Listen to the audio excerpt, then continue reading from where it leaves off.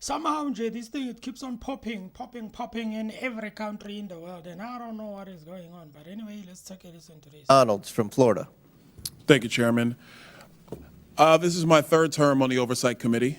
We've been talking about illegal immigration and oversight the entire time. I remember we had a group of this committee that went down to the El Paso section of the border. This was back in February, March of 2021. And during that time period, we were at one of the holding centers, and there were these buses that were coming to the detention facility, and they were picking up 30 kids, 50 kids at random, walking out of the facility. And when I went over to question the bus driver that was transporting these kids, border agents told me, as a member of Congress, that you're not allowed to question the bus driver. And of course, people knowing me, I didn't take no for an answer, and I repeated the question. And I was told that this bus of children was leaving El Paso and going to San Diego. And so what was occurring under the Biden administration is that they were busing unaccompanied minors all across the United States for one reason and one reason only. And that was because they did not want the press to see the pictures of kids in cages. They did not want to see our borders being overrun. They wanted to disperse that problem all through the United States. That is the reckless history of illegal immigration under Joe Biden and the Democrat Party. Mayor Johnston of Denver, yes, you lamented earlier that there were 10 to 11 buses coming per day to your city.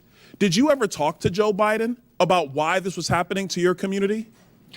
Thank you, Congressman. I both reached out to Governor Abbott from Texas. He didn't respond, and I did. Why would you reach out to Governor Abbott of Texas when it is Joe Biden, the former commander-in-chief, that opened up our borders? Why didn't you talk to him? Well, our buses directly were being sent from Governor Abbott in Texas, so that was why we reached out to say we're happy to collaborate on a coordinated entry system. We understand no one state or no one city should bear the entire brunt of this, but let's collaborate. But I did. So I'm glad you said that, because that brings me to my next point.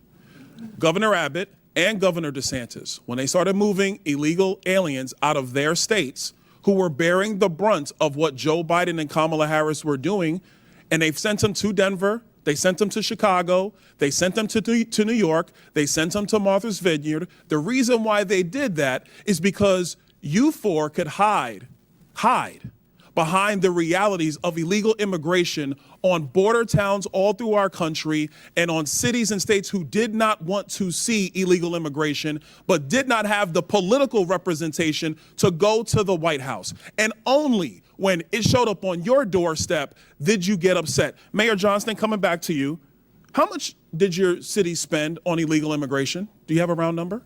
Over the last couple of years on all newcomers, whatever their status was, it's around $79 million since 2022. $79 million. Mayor Johnson, Chicago. How much has the city of Chicago spent on illegal immigration? If you're referring to the 2022 up to 2024 of the buses coming from Texas, roughly the same percentage of the state of Texas, about 1% of our overall budget. What is that? Because we don't have the city's budget in front of me. Numbers. It's 1%, and if you want the actual calculation, we can make sure someone. You're the mayor. You don't have the math in front of you. It's 1% of the overall budget over the last 4 years. That's why you're a failing mayor. Which is Mayor the same Adams, number that was sent from us from the state of Texas. How much did the city of New York actually spend on illegal immigration? Mayor Johnson, I already asked you. You don't have a hard number, and if you don't have a hard number, you're not running your city well. Mayor Adams, how much did the city of New York actually spend on illegal immigration? $6.9 billion of taxpayers' dollars. $6.9 billion of taxpayer money on a problem that was fostered on the American people. Mayor Wu, in the city of Boston, how much did you spend? We don't ask about immigration status and delivering city You don't services, ask so about we how don't much have money that the city number. of Boston has spent on illegal immigration? We Are don't you out of your distinguish mind? between immigration status. Do you as manage part your of our budget city or not, policies. Mayor Wu? That is how we keep Mayor our city Wu, safe. do you manage we your have budget or the not? numbers to prove it. I manage my budget. I have a AAA bond rating dating back 10 years. So to the city of Boston, budget. just understand that your mayor does not care how much of your resources she has spent on people who are not citizens The city of Boston is is sick of having people outside Boston telling us what Mr. we Bear, I need. have a question for you, because I understand Cato's perspective when it comes to illegal immigration.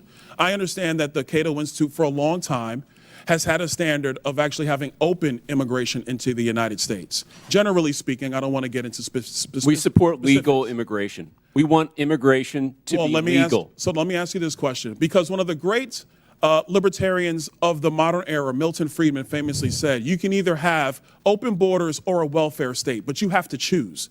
Mr. Beer, what do you choose?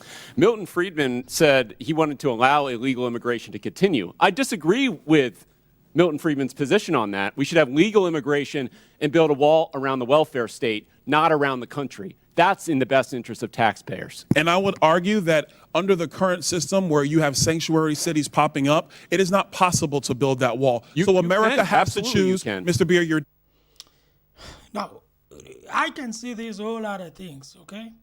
But if you are a mayor and then you are being asked about the numbers of whatever that you are talking about, they are talking about, and you don't have numbers, like you don't even know how much is it, that you are actually spending on the immigration.